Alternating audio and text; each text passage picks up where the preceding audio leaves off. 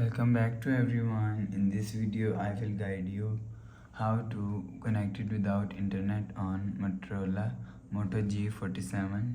Let's start the video if you want to fix this problem. So first of all, go to app library. Here click on settings app. Now in setting, scroll down and click on system and click on reset option. If you want to fix this problem, click on reset network settings. Reset setting, enter phone pin. Click on this icon. You will see your problem is solved. But if it's not solved, if you want to fix this problem, so first of all, restart devices. Click and hold side power button and volume up button and click on restart. Again tap on this restart icon. You will see phone is restart. After restarting, enter phone pin. You will see your problem is solved.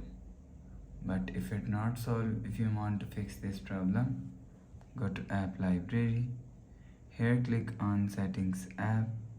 Now in setting, scroll down and click on sound and vibration and click on do not disturb.